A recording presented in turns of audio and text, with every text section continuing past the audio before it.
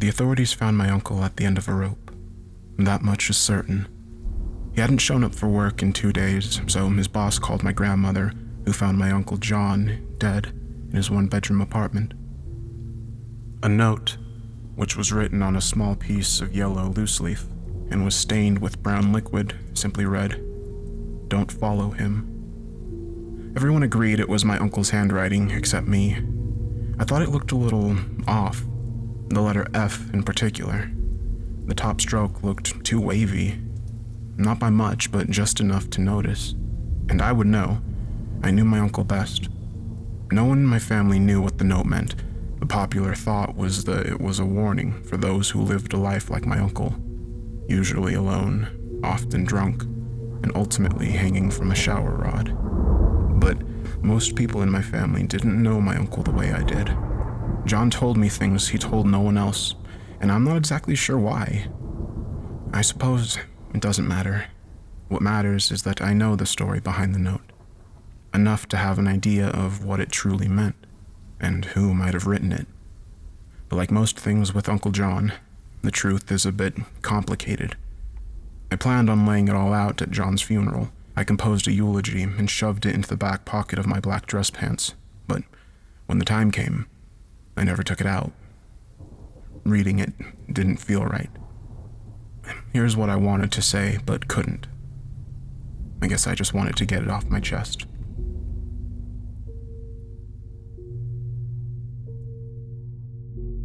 There's 2 things you should know about John.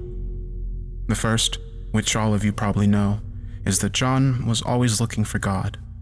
He openly questioned everything, and while this made John not a very popular guest at Thanksgiving and Christmas, he stuck to his guns. He wasn't trying to make anyone upset. He was just always searching for the truth. Even when John was alone, he was still searching. And I'll just say it, in case you didn't know. Growing up, I wanted to be like John. I looked up to him. He bought me my first bike, and he gave me advice on girls. It's not the best advice. Well, actually, it was spectacularly bad. But he tried. And as I got older, it was John's passionate search for the truth that I really admired. We disagreed on things, sure. I believe in order, in a plan for us all, in a universe built on creation. And I believe in God. And John, well, Uncle John did not. He wanted to, but he didn't. He had his reasons. John saw disorder and chaos everywhere. He saw evil things that no God would allow. And while John and I didn't see eye to eye, I respected his reasons and his fiery drive for the truth. I think it's what I admired most about him. The second thing you should know about John might come as a surprise. John was haunted. Not in the figurative sense, but in a very real, literal way. John confided in me that a young woman was appearing to him in the middle of the night. Well, actually, she was hardly a woman at all at that point. She was a corpse. She'd appear at his bedside, a fresh young corpse with a bloated body, blotchy brown skin, matted and long dark hair, no eyeballs, and sopping wet. She'd always gurgle the same thing with an utterly blank and expressionless face. Don't follow him. At first, John didn't know what to make of it. He thought she was the result of too many late nights at the local watering hole, too many trips to the gas station for another sixer. John just wished she'd go away, and even prayed for her to go away, even though he was convinced that praying was useless. But the corpse always came back, and it was always with the same message. Don't follow him. It pains me to say that I didn't believe my Uncle John. To me, his delusions were a symptom of his boozing, his isolation, his general mindset. John had a lot of demons. But I always listened to him, and eventually, I thought it didn't matter what I believed. What mattered was that John believed it. And belief was something that was lacking in his life. And this dead woman, this ghost, filled John with purpose. There was truth to be found. He was determined to find out who this young woman was. If she was dead, then she had to have once been alive, my uncle reasoned. Based on her appearance, she probably drowned in a lake or river, and then there were those words, "Don't follow him." John suspected some form of foul play. It was a gut feeling, he said. The words were too cryptic, too foreboding, and most importantly, if this spirit was coming to John, she must have had a specific reason, some form of connection to John. John sifted through obituaries going back decades. He searched for any drownings in the 20-mile radius, and when he didn't find what he wanted, he expanded that radius to 50, 100, then 200 miles. He analyzed photographs, spent days in public libraries scouring microfiche, and chatted up members of historical societies from across the state. He called police departments and combed through the records of missing persons. John even contacted parents of runaway teens from all across the country. But he found nothing, and the young woman kept coming back, water dripping onto John's linoleum floor and empty eye sockets oozing with algae and seaweed, and always with that same message: don't follow him. John told me all of this, and even when he was reeking of booze, with eyes so bloodshot I thought the white would never return, I told him that I believed him. It would have broken his heart if I told him what I really thought. I think it was because I didn't want to derail his journey for truth, but John's journey was ending. He didn't find any records of the young woman he was searching for, and slowly, the girl's message became not about her danger, but about my uncle's. She was no longer bearing the truth about her own fate, but John's. She'd gone from a cursed visage to some form of guardian angel. For a moment, there was a glimmer of God, and that's when John's life began to unravel. The liquor became harder and more frequent. He sequestered himself into his apartment for longer periods of time, convinced someone was out there trying to hurt him. John just didn't know when or where. All he knew was, don't follow him, was a message for his own well-being. He was driving himself mad with paranoia, always looking for him. About a week before he died, he found him. John told me the whole story. There was a horrible blizzard, and my uncle was out in the middle of it. He was driving home late at night from the bar at a backcountry road. In John's words, he was only a little worse for wear. I'll let you draw your own conclusions on what that meant. The roads got bad in a hurry. John's car trudged forward, slipping and sliding its way towards home.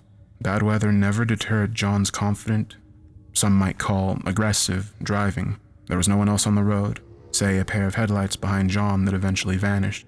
John wasn't sure when or where. About 10 miles from John's apartment, the car began to sputter.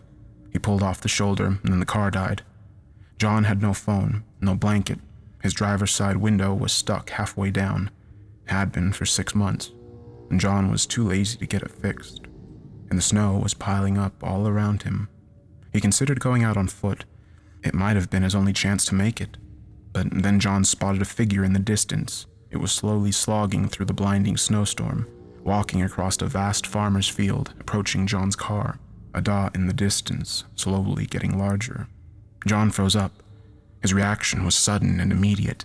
This was the man, the him, that was coming for John. My uncle knew. Deep down to his core, he felt it. Don't follow him. John was being tested.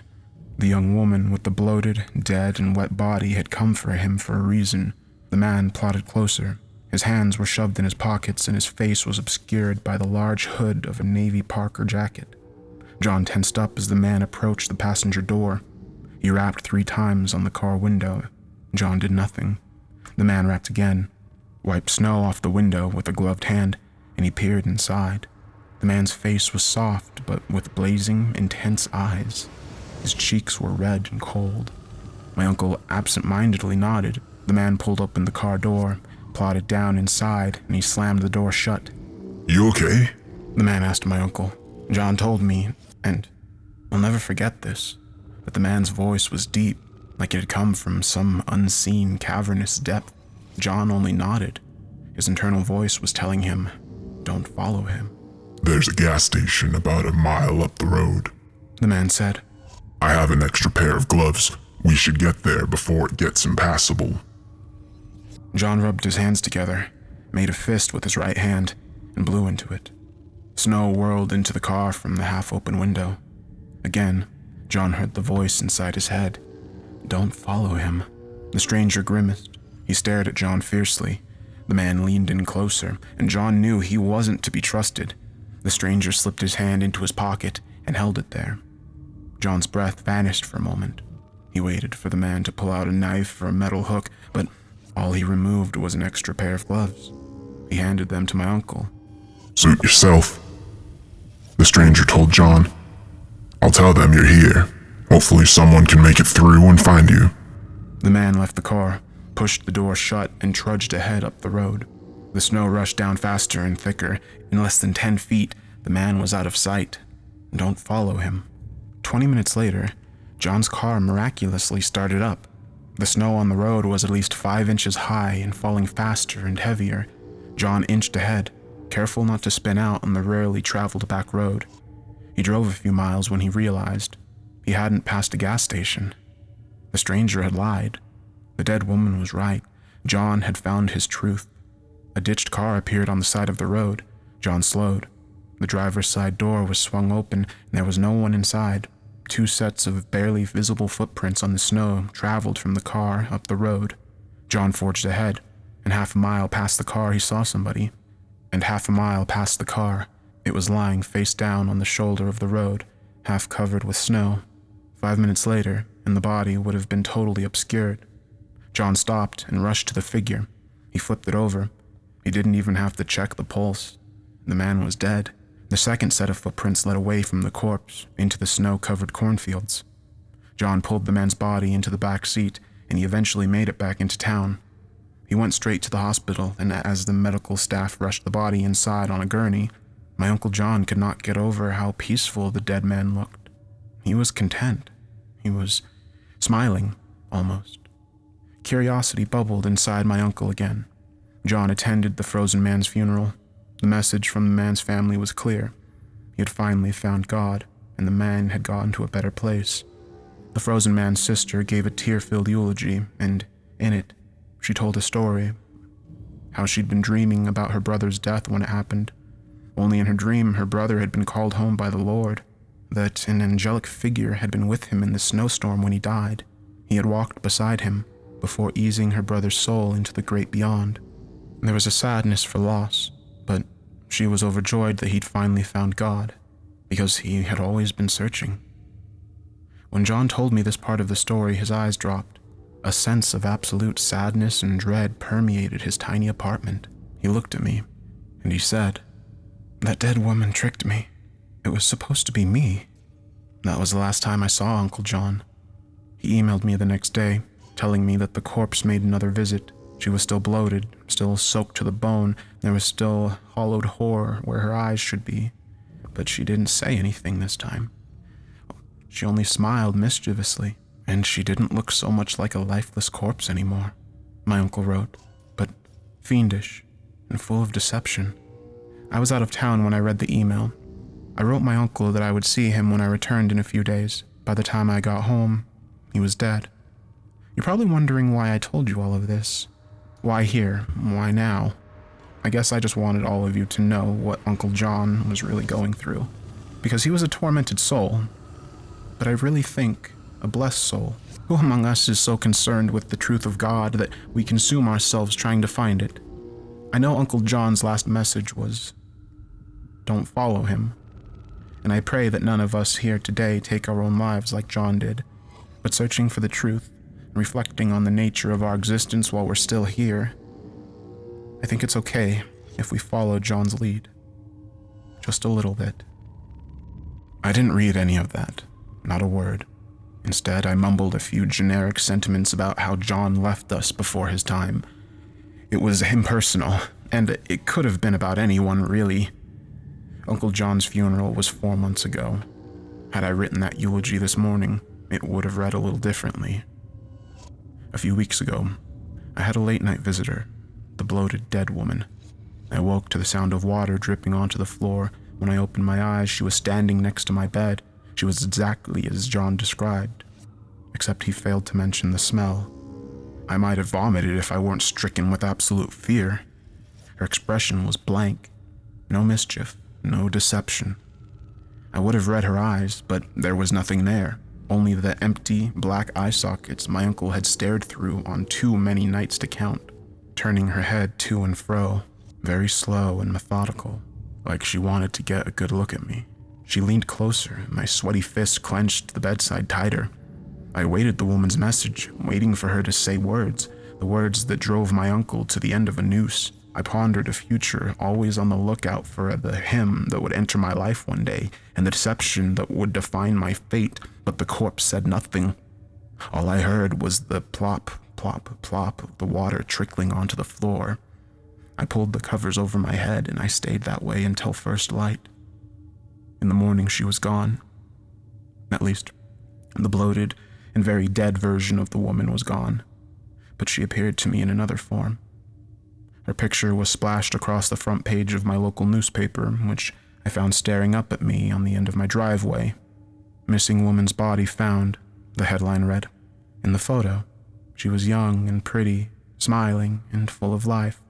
She was photographed wearing a red baseball cap and a light plaid shirt, leaning on a boulder of some outdoor expedition.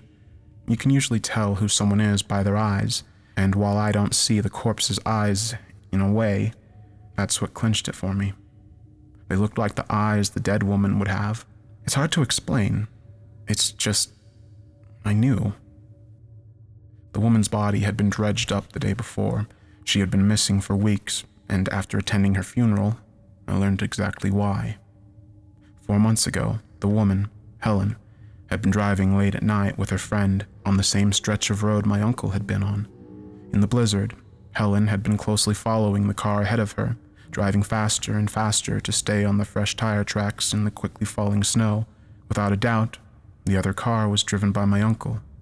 Helen's best friend was in the passenger seat. She begged for Helen to slow down, to pull off, to do anything else than follow this car. In the words of Helen's best friend, "Don't follow him." But she did. Helen lost control. The car spun out and hit a tree, and the passenger flew through the windshield. Helen's best friend died that night, and Helen blamed herself, sinking deeper and deeper into depression over the next few months.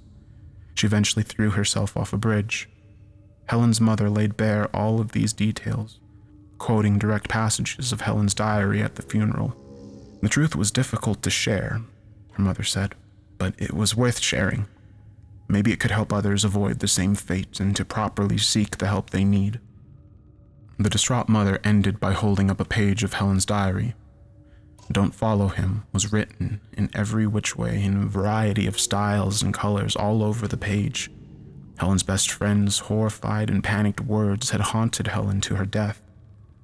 I spoke with the grief-stricken mother after the service.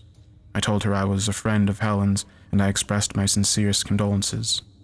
I asked to see the diary, and the mother obliged. I took a look at that one page, the one littered with Helen's best friend's final warning. It was what I suspected.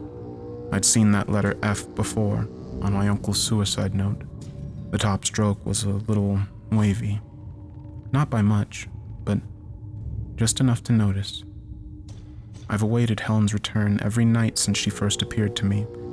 Maybe she'd gargle out her dying friend's words this time, but Helen hasn't come back. Maybe she'd gargle out her dying friend's words this time, but Helen hasn't come back. I don't think she will. I read that once a ghost's unfinished business is settled, they're able to fade away into the afterlife, or something like that. I'm not sure what I believe anymore. What I do know is that Helen had been following a drunk man through a snowstorm that night, and she shouldn't have. Now people are dead. I'm the one left holding the truth. But truth doesn't mean a whole lot to me anymore. I used to think I knew truth, that I knew of God and his plans for this universe and all of us, but now all I see is evil, disorder, and chaos, the things my uncle saw. I see a world where a woman can die, and somehow 4 months before that happens, her spirit can haunt the person she deemed responsible. This world that made so much sense is now in disarray. Right is wrong, real is fake, and the things that were true are now an absolute farce. If I gave my uncle's eulogy today, it would read very differently. I'd no longer say I wanted to be like him. I am him. I'm driving recklessly on a snowy road, with knowledge of time-hopping ghosts and pre-hauntings leaching deeper into my brain. I wish I didn't know these things. It's so much rosier on the other side. I dream of finally having a family one day, if not, maybe a niece or nephew. and I don't want them to know these truths, to not know what I know. If anyone looked up to me and inspired to follow my path, hopefully someone would warn them. Don't follow him.